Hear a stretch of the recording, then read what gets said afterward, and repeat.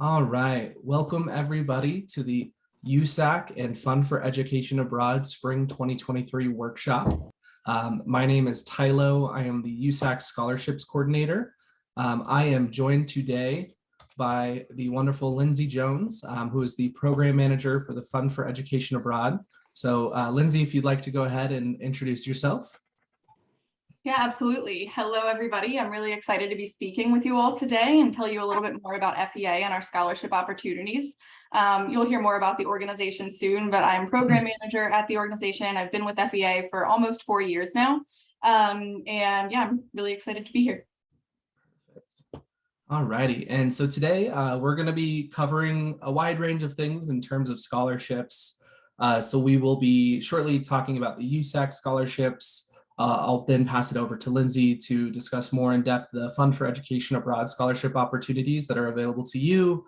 And then to end it off, we'll talk about some tips on how to make yourself stand out as an applicant for both USAC scholarships, FEA scholarships, but also really any other scholarships you may apply for in the future. So if you guys have any questions, we have a moderator in the chat who will answer simple questions, but we'll save some of those bigger questions for the very end so we can answer them for the whole group. So let's go ahead and get started. We will talk about the USAC scholarship opportunities. So USAC is really privileged to honor a plethora of scholarships to students and making it as easy and accessible for you as an individual to apply to those scholarships. So we generally have two types of scholarships that you can apply for as a student.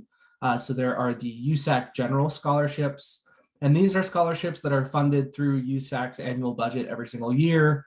They include things like our regional scholarships, which make up our Europe regional, Asia regional, Latin America, Africa, Asia, and Oceania, excuse me. We have our Access, Equity, and Inclusion Scholarship. Yep. All right. So for the other types of scholarships, the Access, Equity, and Inclusion has a range of requirements or eligibilities for that type of scholarship. So if you're an underrepresented student within study abroad, if you're a first generation student, if you are a member of the LGBTQ plus community, a number of factors can apply into that scholarship to help make study abroad more accessible for you. We also have our Access scholarships, which serve community college students, students who are either former or current military service members themselves, or are family members of a military service member. And then as well as our STEM scholarships, as we know that studying abroad with STEM majors can oftentimes be difficult.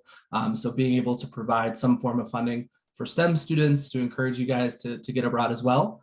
And then lastly, we do offer a number of program-specific scholarships to honor, recently retired faculty members, resident directors, for specific new programs that we have opening.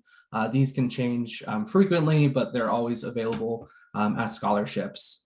On the other end, we have our donor-funded scholarships.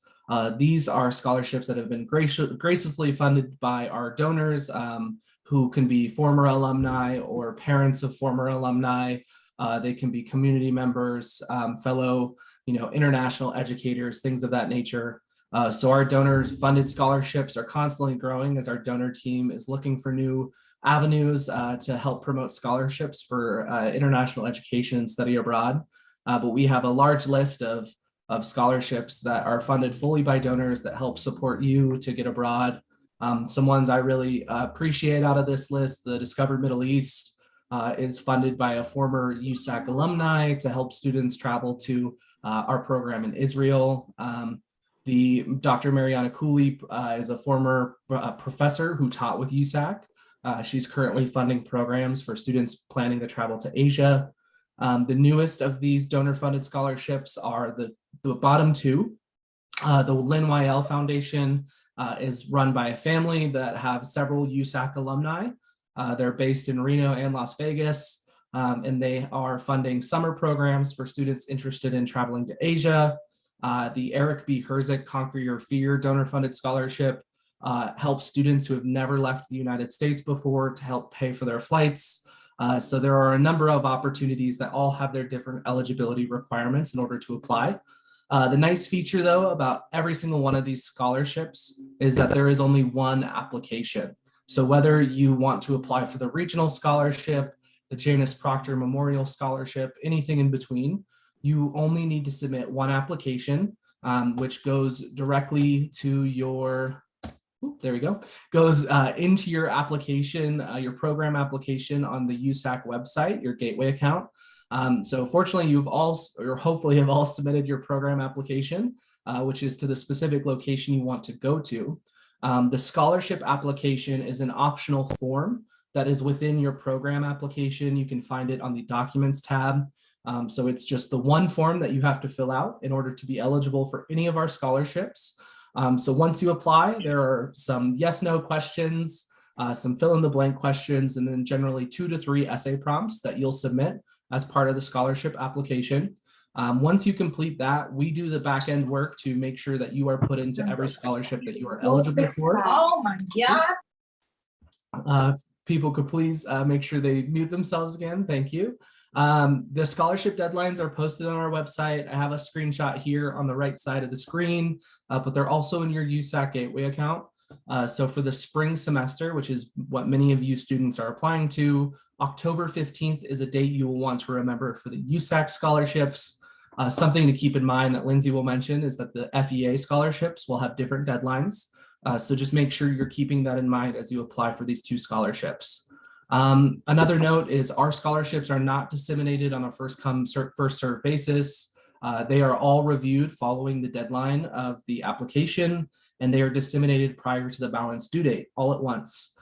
So whether you submit your application tomorrow or you submit it on October 14th, your application will still be considered at the same time. So it's really valuable for you to make sure you're spending the time you need to make sure your application is the best it can be. Another opportunity that students have that we try and make as accessible to you as possible are the external scholarship opportunities that are listed on the USAC website. So if you were to go to usac.edu right now, we have a section on our website called Money Matters, which offers a ton of information from funding your own study abroad experience to understanding our financial deadlines and a number of things, including external opportunities for funding. So these are external scholarships, such as the Fund for Education Abroad, which is one of our great partners that helps fund students. There are other things like the Benjamin A. Gilman Scholarship, the goabroad.com scholarships, a number of things. So there are external providers that offer literally hundreds of scholarships that you can apply for that fulfill different needs. So maybe you're a needs or finance-based student, maybe you're a first-gen student, maybe you're applying specifically to a program in Asia. So you can look up all these different criteria to find additional scholarships outside of the 2 we will be talking about today to help make your study abroad more affordable. On the right-hand side of the screen is a screenshot of some scholarship databases that USAC offers in that Money Matter section. So go abroad and gooverseas.com have great databases talking about a number of scholarships. Diversity Abroad, again, is a great database as well. Studyabroad.com scholarships and studyabroadfunding.org are still, again, great databases that you can use to find some of those larger scholarships, but also smaller, unique scholarships that may have more narrow criteria in order to apply. So now I'm going to go ahead and pass it over to Lyndsi from Fund for Education Abroad. Thank you very much, Tylo. You can go ahead and move on to the next slide. All right, so just to give you a little bit more background information about FEA, we are a nonprofit organization that provides scholarships and ongoing support to students who are underrepresented among the U.S. study abroad population. FEA makes life-changing international experiences accessible to all by supporting students of color, first-generation college students, and community college students before, during, and after they participate in education abroad programs. We can go to the next slide.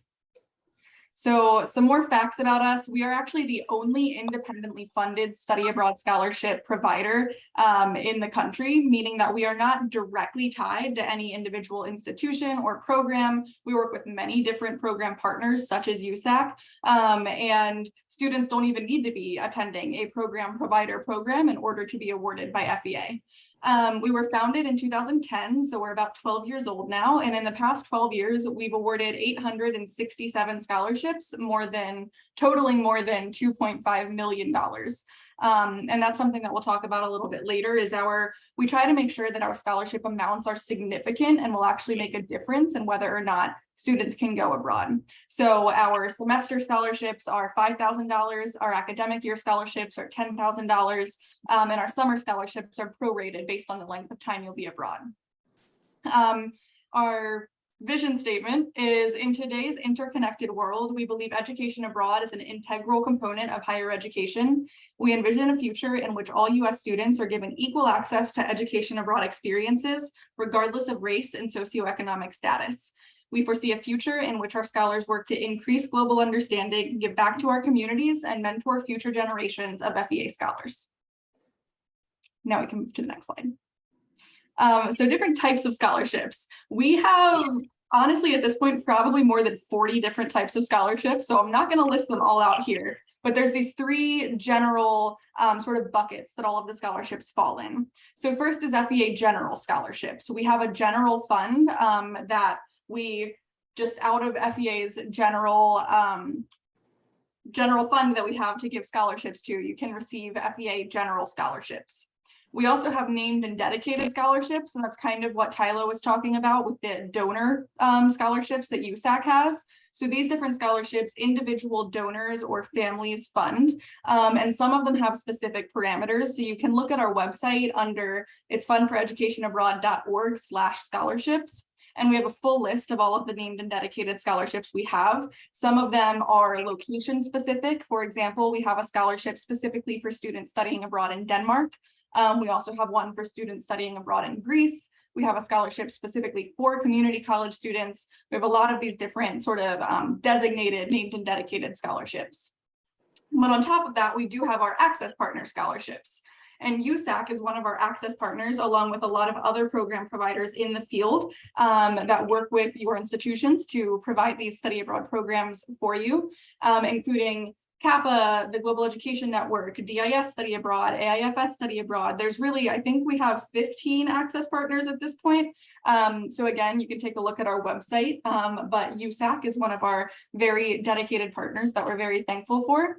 And kind of like Tylo was saying with FEA as well, we have all of these different scholarship options, right? We have more than 40 options of what scholarship you might be awarded, but we only have one application. So you apply for the one application on FEA's website. If you go to our website and then just click apply in the top menu, it'll take you to the application page. And that is just one application. We do all of the sorting on the back end for which scholarships you're eligible for. And we can go to the next slide. Oh, this is what I was just saying. So no matter what type of scholarship you want to apply for, all you have to do is complete the one online application. And then, yeah, on the back end, we determine what you might be eligible to receive. Okay, so the components of the FEA scholarship application. All of our application is online. So we do have an application form that asks questions about your education and background. It also includes 2 essays and an unofficial transcript upload. The first essay is about your study abroad plan. So what are you planning to do abroad? What country are you planning to go to? Do you know exactly what program you're applying for? And how does that connect to your past experiences and your future goals? And I will say, if any of you are planning to apply for FEA, that past experience part and future goals part are an important part to answer in your essay for the first essay. That's sort of what we score for that essay, is how well you connect your plan to those 2 things. Our second essay asks you to describe an obstacle or challenge that you've overcome in your life, because studying abroad is an amazing experience, but it can also be really challenging and sometimes isolating, especially if you're doing an independent program or something for a longer period of time where you won't be around family or friends. So we ask you to just tell us about an experience that you've had to overcome.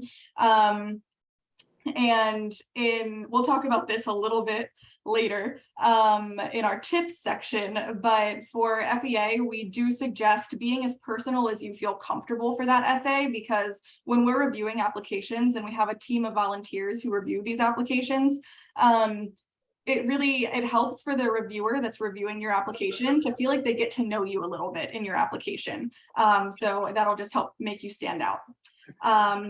And then the second component of our application is a financial aid form. So this is probably the most complicated part of our application, because you do need to download the form right off of the application website, send that form to your financial aid office for an advisor in your financial aid office to complete, and then they send it back to you and you upload it to your completed application. We always suggest starting as far in advance as possible with our process, because that piece does sometimes take a while, and you have to get it to the financial aid advisor, they have to complete it, get it back to you, so it can just take a little bit of time. So I suggest starting early. And then third, we have a letter of recommendation. All applicants must submit one letter of recommendation. We suggest recommendations from professors, supervisors, or advisors, but we have also had students have successful applications with letters of recommendation from mentors or pastors at their church, or a wide variety of different people in their lives to write them as well. And we can move on to the next slide.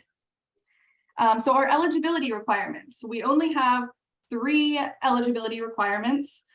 You must be a U.S. citizen or permanent resident.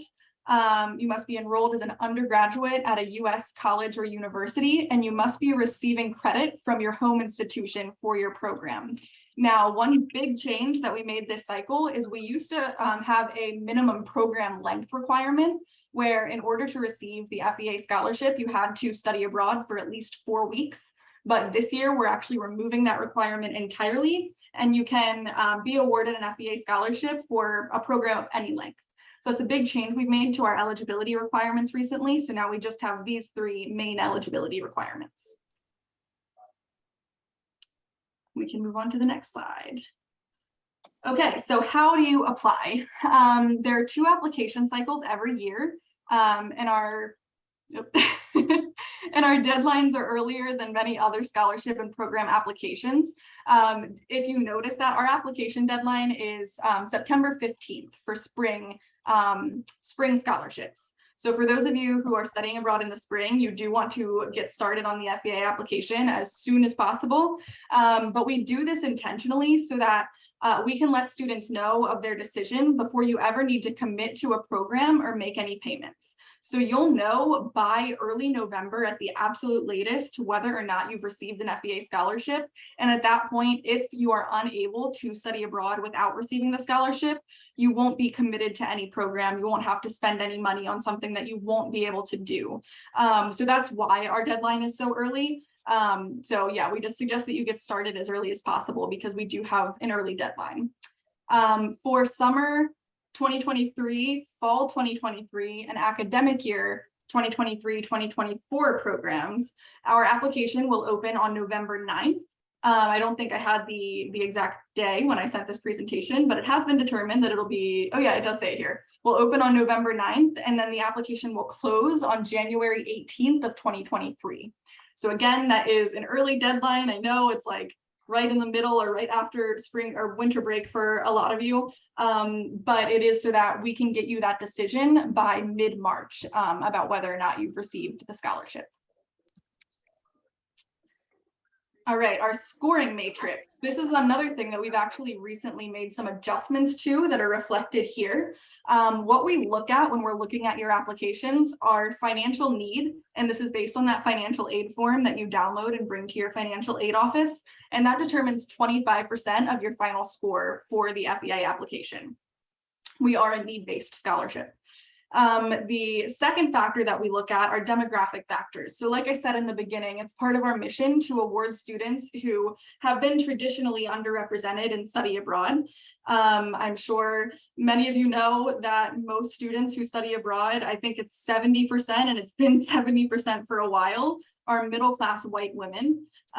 So we're really trying to diversify that and get more people of color to study abroad, and first-generation college students and community college students, and all of these different factors. So those different factors determine 30% of your final score.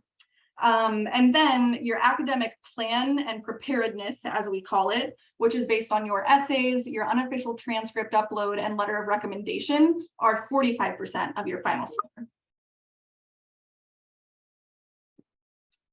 All right, so these are the essays. I kind of touched on them a bit earlier, but I did want to give you guys an inside look of our essays.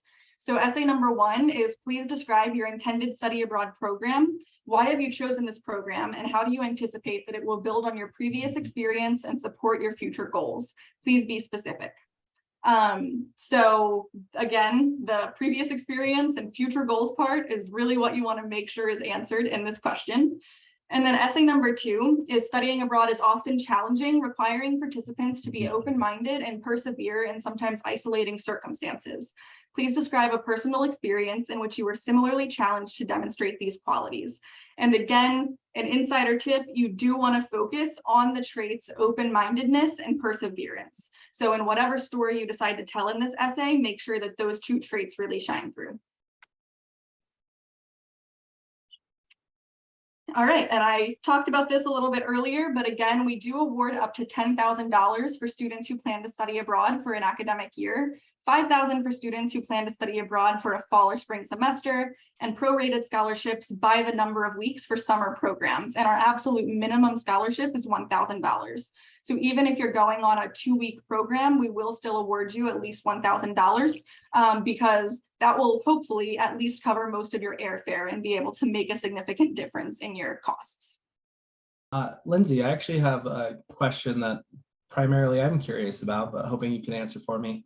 In terms of the award amounts, if a student were to be awarded for, say, the spring 2023 semester, and for whatever reason, personal, financial, whatever, they had to delay their study abroad, are they able to defer their scholarship to a future term? We typically allow students to defer for 1 semester. So if students are awarded a spring scholarship, they would be able to defer until fall if they're unable to go in spring, or summer if they choose to go on a shorter summer program instead. Because of the pandemic, we have been a lot more flexible with that. So, we have students who were awarded in 2020 who are just using their scholarships now.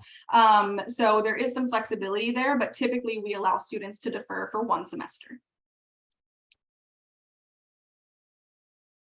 All right, and then just some additional information about FEA that I'm really excited about is, when you become an FEA scholar, you join a quickly growing and diverse alumni network with many leadership opportunities. And that includes the FEA Peer Network, where we have a lot of different sort of informal alumni programs set up, such as mentoring. So we have older alumni or alumni who have recently returned to the US who help the students who are outgoing and about to depart for their study abroad programs prepare and answer their questions. We also do have 2 alumni trustees on our board of trustees at any given moment. We always offer our internships to alumni before anybody else. We have other professional development opportunities for alumni. And we have an annual Scholar Gala and Alumni Conference, and we offer travel stipends to attend these events in Washington, D.C. So that'll pay for your airfare and accommodation to come attend these events just from being an FEA scholar. All right, perfect. Well, that concludes Lyndsi's portion of it. And we are going to kind of open it up here on tips for standing out on your study abroad scholarship application. So this may apply to the FEA scholarships that you are going to hopefully be submitting your applications for very soon, as well as the USAC scholarships that you'll be applying for soon as well, and then any other scholarship that you decide to apply for in the future. These are all really great tips to make sure that you keep track of whenever you apply for any kind of scholarship whatsoever. So really the big 3 right on the top, or on the right side, always make sure that you write clearly and you make sure that you have good grammar and punctuation.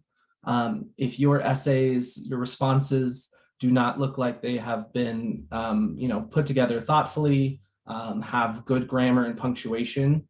Many reviewers may automatically kind of mark you down for not having those in order.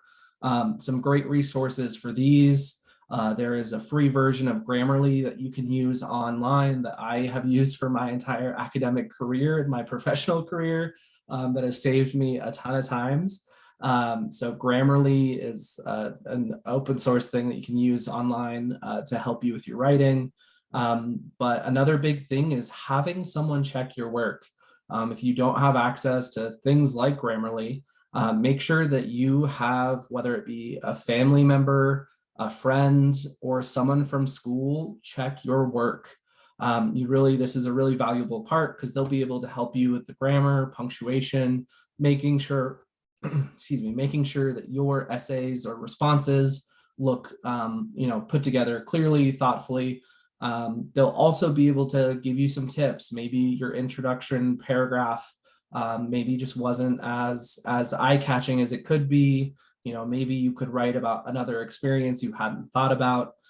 There's a number of ways that another individual could really help you and kind of figure out the best way to respond to an essay.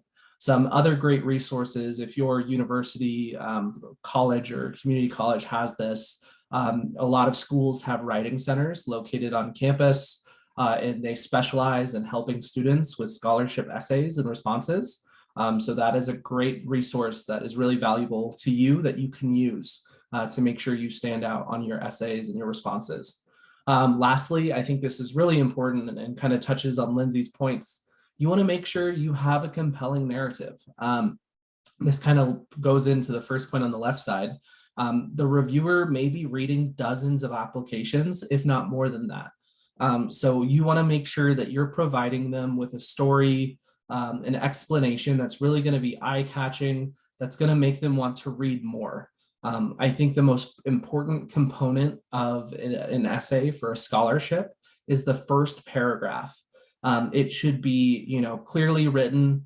It should be, precise, but also written in a manner that is compelling to the person who's reading it. And it should also answer the questions. So if you are answering the second question for the FEA scholarship, you need to immediately in that first paragraph mention a time where you had to overcome, whatever kind of scenario that you want to talk about. And we really think that telling personal experiences and anecdotes will help bring the reviewer on your side. Obviously, only go to the point where you're comfortable with talking about experiences. But if you can provide that personal, compelling narrative as a part of your application, it's going to show that you really spent the time thinking about how to write your essay or your response. And it's going to really show to the reviewer that you're serious about winning this award, which helps you stand out. Some other tips, obviously, make sure you don't rush your application.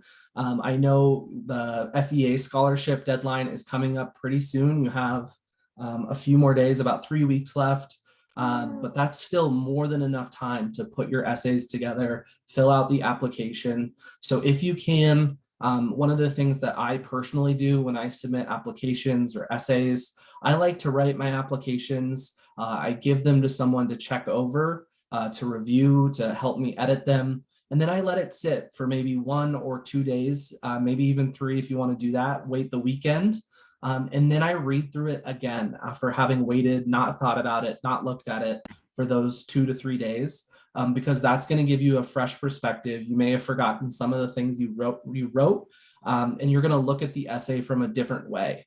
And that could really help you figure out if there's any parts that feel rushed, that maybe feel too, concise and to the point, that could use a little bit more, explanation, and also help you with those parts that maybe, have a little bit too much fluff and may need to be written down so it's a little bit more concise.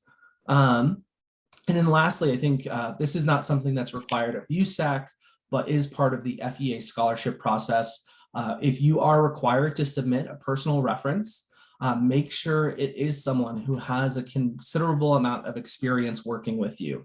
So this can be a professor, an employer, a mentor. Obviously, make sure you're filling that in within the requirements of that scholarship. I know Lyndsi mentioned they have particular people that you can choose. to represent you as a reference. But then when you meet with them, make sure that they understand what the scholarship is for. So they aren't, speaking up your professional experience when really the scholarship is interested in learning about who you are as an individual. But then also make sure they know your outside experiences. If you have a resume already, you could provide your reference with your resume so they could see any type of professional experience you have, the academic experience you have, and then any type of volunteering or professional personal experiences that may come as a surprise to them. So they could speak on those experiences as well to talk about how well-rounded of an individual you are. Lyndsi, did you have anything you wanted to add to this part? Yeah, firstly, I just saw a question in the chat that is, can we have more than one reference? And for FEA, you're only allowed to submit one recommender to write your letter of recommendation. So I also will say that basically the only people I would say to not ask to write your letter of recommendation is a family member or friend. And we do see applications sometimes where somebody has asked one of their grandparents or an aunt to write their letter of recommendation. And those are hard it's hard to score those letters compared to others, because that person obviously has known you your entire life. They're going to say good things about you. So it's hard to compare that to maybe more objective writers for other applications. Otherwise, yeah, I think supervisors, professors, advisors, mentors, those are all the best people to ask for writing your letter of recommendation. Yeah. And I actually did see another question in the chat about being able to reuse essays. If the prompt is similar, you are more than welcome to reuse materials. The reviewer is not going to know. So if you can kind of refresh it and change up the wording to make sure it's applicable to the question that's being asked of you, 100% go ahead and feel free to reuse materials you already have. Still make sure you're doing the things like making sure the grammar and punctuation is correct, make sure you're having someone else check it, make sure it's a compelling narrative within that material that you've already used. But you are free to do that however you would like. Another thing to think about too, which I just thought of, is if there's more than one question that's being asked of you, make sure that you are not saying the same thing in both essays. So if, maybe the first question asks you why you chose that program and the second question asks you what you're hoping to get out of that program, don't respond with the same thing both times, because you're losing the chance to explain yourself more and provide unique answers that'll help you stand out. So try, if you're using personal examples, professional examples, try and use more than one and have different examples that you could use in different essays. And that's just going to show that you really put the time and the thought into producing those responses. And that really stands out for reviewers. So. Yeah, I would also add that I know a few people asked questions about, if they don't have high financial need, should they still apply for FEA? I would say yes, like I said in my response in the chat, but also we do, in our review process, we have something called special consideration, and these are applications for our reviewers to flag if the student indicates in an essay that they do have financial need, but their financial aid form might not.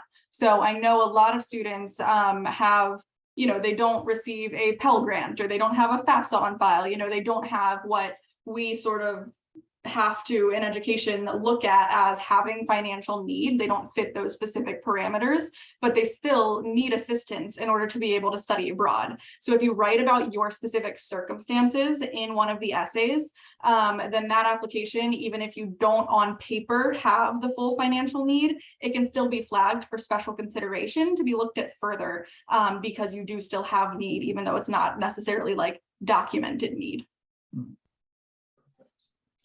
All right, so we just have a few more slides here before we'll get to the Q&A section.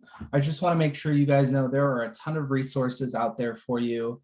If you would like to email us, either USAC or FEA, with any kind of questions, suggestions on submitting your applications, we have the emails on the top, but we also recommend you look at the Fund for Education Abroad website.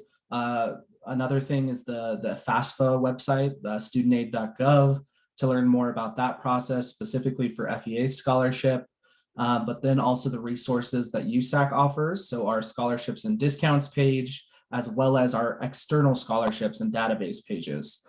We will be hosting more webinars with other scholarship providers. We're hoping to produce a Gilman webinar soon for a number of students. So that will also be something that you can learn about in the near future. But if you want to start learning about those opportunities right now, the external scholarships page is a great resource that you can use. Did you want to speak on the FAFSA page a bit, just as to what they should be looking for that, Lyndsi? Yeah, so we don't require a FAFSA at FEA, but I know that a lot of students who apply for FEA do also apply for FAFSA. So the FAFSA application, I had to complete it when I was in college, and it is not an easy application. I think they've actually changed it since I was in college, but they don't tend to make it easy. And a lot of times, depending on your status as a dependent, or if you're an independent student, your parent has to fill out a portion of it too. So I guess all I'll say is just to, again, just like the FEA application, take a look at that as early as possible. Again, you don't need a FAFSA on file in order to apply for FEA, but having that, having it on file does help, I'll say. Perfect. All righty. So that is it for the presentation today. Again, just putting up our emails up there, as well as the links to the USAC website. But from here, we will go ahead and open it up to the chat, or if anyone would like to go ahead, turn on their cameras and ask any questions you may have. We also have our moderator, Thomas, who will be looking out for questions. So if you have any lined up in the chat already, Thomas, feel free to let us know. Yeah, I sure do, because I don't know the answer, so I kind of want to know. So one question, somebody was not able to be here at the beginning of the meeting, but did you say that the application that they have filled out for the USAC admission on the scholarship section, does that also help, or does it just show what scholarships are available? Sorry, could you repeat the question? Yeah, no, it's in the chat. So when you fill out when you're applying to USAC, and then there's that scholarship information, is that the thing, or there's something else they have to make sure they do by October 15th? So I'm assuming they're talking about the preliminary application, which is not the same as the scholarship application. So I'll actually go back to this in the presentation. So when it comes to applying for the USAC scholarship, you have to have submitted the program application, which takes you to the gateway account, which you'll have access to finish your application for USAC. The program application is so you can go to that location you were hoping to go to. The scholarship application is actually an optional form that's listed in the Documents tab of your USAC Gateway account. So it's an additional application that you have to submit outside of the program application. You're not required to submit it if you are not interested in being considered for for scholarships. But if you do want to submit the scholarship application, it's within the Documents tab. Technically, the form is listed under the 7+ months before programs start. And it's just listed as USAC scholarship application. So you will fill that form out. It has several yes/no questions, fill in the blank questions, and then either 2 or 3 essays, depending on your eligibility for certain scholarships. And the deadline for that is different from program deadlines. So the spring semester program or scholarship application has a deadline of October 15th. So whether your program deadline is before or after that, the scholarship deadline is for sure October 15th, no later. Yeah. Hello. Hi there. Yeah. I'm the one who asked that question, and I just meant to ask that one scholarship that that one section that you were talking about, like after you filled in the application and that the yes or no questions, and you fill in the essay. Like, is that like a primary application, and then you have to fill in another application to get No, so if you filled out the scholarship application that's in the database under the documents form, that's the one application you need to fill out. So Okay. yeah, if you've already completed it, if you would like to change any essays or responses after today with the new information, all you need to do is reach out to the scholarships@usac.edu email up there, and we could redo your application so you can submit it again if you'd like to. That's always an option. Thank you. That's what I was curious about. Any other questions from anyone in the audience? We got some more from the chat. Yes. So a great one. Are all of the USAC scholarships need-based like FEA? All of the USAC scholarships, not all of them are needs-based. We do have certain scholarships, such as our access scholarships, which are tailored towards certain types of students like community college, STEM, and then our access, equity, and inclusion scholarships, which are primarily focused for those, needs-based students, first-gen students. But besides that, the majority of our scholarships are not need-based focus. Our donors set their own requirements. So there are a couple that do have a need-based focus to them, but our regional scholarships are largely just focused on your essay prompts, as well as your academic readiness, as well as the other scholarships that aren't listed as access, equity, and inclusion focused. So we do have a number of scholarships that are not primarily needs-based. So another question that I would love to see clarified too, for both USAC and FEA, the recommendation for study abroad. So Tylo, can you confirm, does USAC need a recommendation? There is not a recommendation for our purposes. The only requirements is submitting the application in the database or in the Gateway account, excuse me.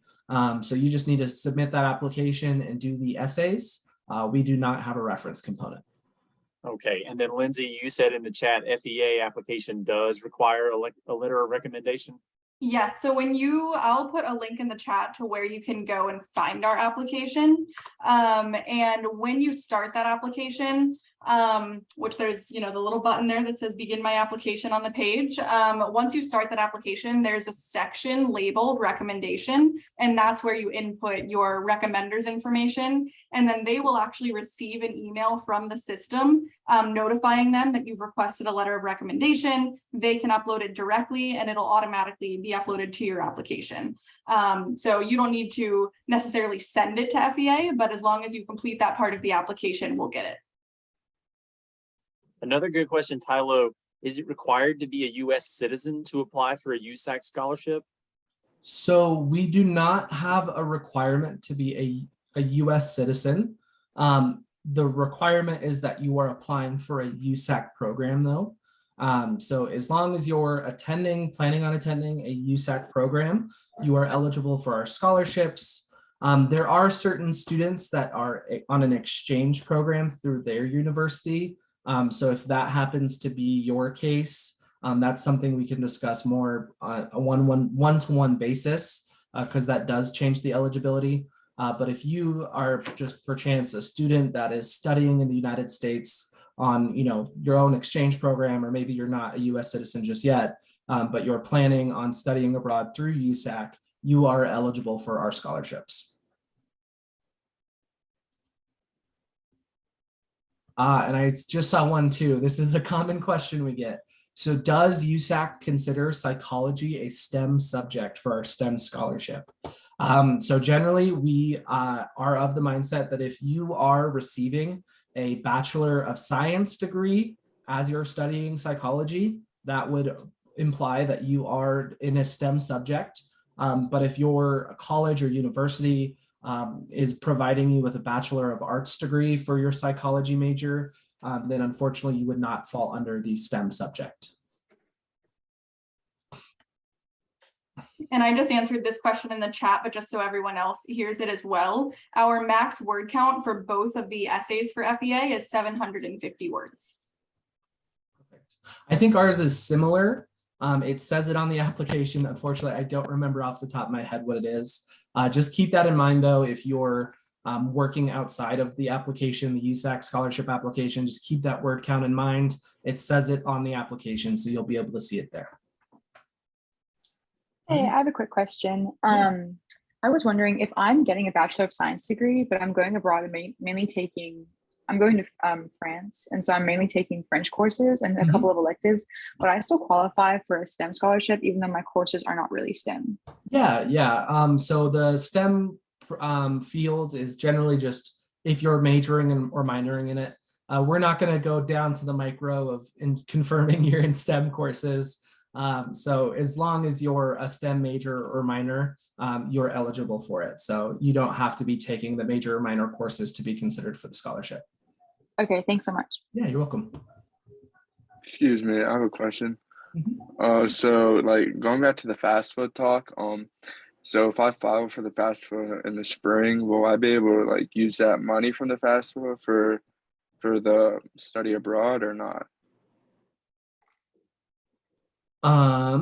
That might be a better question for your financial aid office. As long as you are applying within the deadlines to be able to receive it for the spring semester, you should have access to that for study abroad.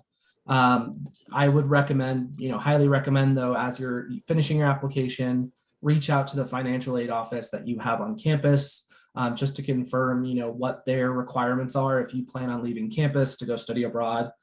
Because there may be certain grants, if you receive those, that may not be eligible to transfer to study abroad, but they generally can replace those with loans and other forms of FAFSA. Okay, thanks. I asked my financial aid on campus and they told me that it does, if that helps. Like it just transfers over to help you for your trip. There you go. Perfect. Definitely, yeah. I do believe most students, within the 90% range have zero issues when it comes to transferring the FAFSA. But we still highly encourage every individual, make sure you're talking to your financial aid office, just so they know that you are indeed going abroad. So, yeah. Tylo, we had another question about learning about the results and who's the announced winners. So it's about 6 weeks, maybe 2 months before the term starts. Would that sound about right? Yeah, so the deadline for the spring term is October 15th. So really, I'm going to try my best to get you guys the responses, the announced winners by November 15th. So a month turnaround. So generally when that deadline hits, we make sure that every scholarship gets processed. We send them out to our various committees. They get several weeks to read and review. And then I have to go through and put all the awardees in our system. And after that, the announcements get sent out. I believe, if I remember right, the financial due dates for most spring semesters aren't until December. So that will leave you plenty of time to see what your award package is if you receive it, and make the consideration on continuing forward with studying abroad. Another really good question. Do some of the USAC scholarships require submission of the My Nevada scholarship form and essay? Yeah, so we do have a component, which I didn't mention too much here today. If you're a UNR student that's currently in this presentation or watching the recording, we do have standalone scholarships for UNR students, as we are headquartered at UNR. A lot of times for those specific scholarships, there is an additional requirement that you submit the scholarship application for the Nevada scholarships as well. And that could just be even for consideration to receive a USAC UNR focused scholarship. So we have one through the Smallwood Foundation that is facilitated by the University of Nevada, Reno. And that one does in particular require that you submit the UNR scholarship application as well. You're welcome. All right, do we have one more question that we can end off the session with, or is everyone good?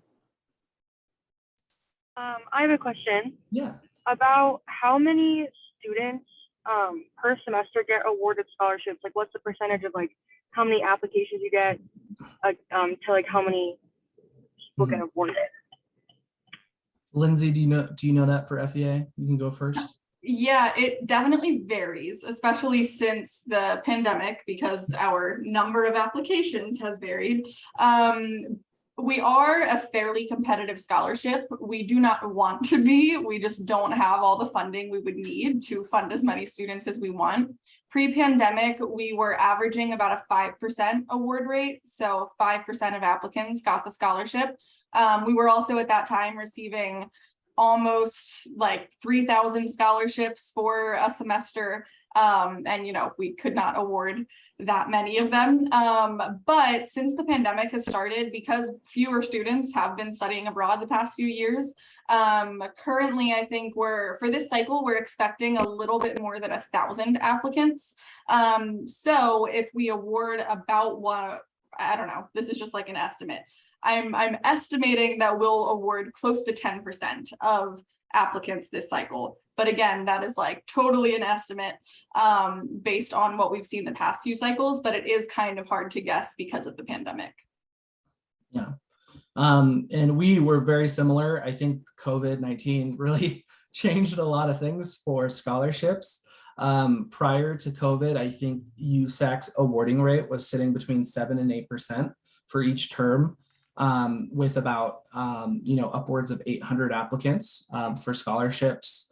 We're now at a percentage of, since for the last academic year, I'd say, of about 15% award rate, which is considerably higher, but generally because the student interest in studying abroad hasn't gotten back to normal levels just yet. But we do still expect there to be, upwards of 12 to 15% award rate for this term, just based off of how many applicants we have. And I will say generally, like it sounds really low, but award rates are actually generally in the 3 to 4% range for most scholarships. So to be able to say that we're higher than that, it does show that there is a considerable amount of money going to students. And with other scholarships, like the other external scholarships we have, with the scholarships you can receive from your school, there is a lot of money out there to finance your study abroad. Thank you. I have another question. How many of the scholarships are like stackable? Like how much money would you like award like one student? Like how many applications or how many scholarships can one student have, I guess, at one time? Lyndsi, I'm assuming you guys only give one per student with the award amount. Yes, each Okay. student will receive one scholarship. So again, we do all the sorting of which scholarships you're eligible for on the back end. So if you're eligible, say you're eligible for the USAC Access Partner Scholarship and the I don't even know, one of our other named scholarships, the Calvert Family Scholarship, and something else. We will look at all of those different scholarships that you are eligible for. And basically just depending on how many other students we have that are eligible for those specific scholarships as well, we'll determine which scholarship to award you. But you will only receive one scholarship from FEA. In terms of USAC award amounts, it really varies. Some of our donors can go, they range by literally thousands of dollars in the award amount. But we don't really have a max total that a student can receive. So if you are awarded 3 scholarships or 1 scholarship, you're not going to be turned down from an award. If you, receive 5 scholarships, there is the potential for that to happen if you take our advice and submit really great essays. So. Yeah. Thank you. Yeah, you're welcome. All right. So I just want to thank everyone so much for coming. For those people listening to the recording, thank you for hanging on. We're giving you 5 minutes back for the scheduled hour presentation. So on behalf of everyone at USAC, we wish you really the best of luck when it comes to applying for these scholarships. And I just want to thank Lyndsi again so much for joining us here and representing the Fund for Education Abroad. Yes, thank you for having me. And if anybody has any questions, the email on the screen here, fea@fundforeducationabroad.org. You can reach me or my colleague Kaylee, and we'd be happy to answer your questions. Perfect. Thank you so much, everyone, and have a good rest of your day.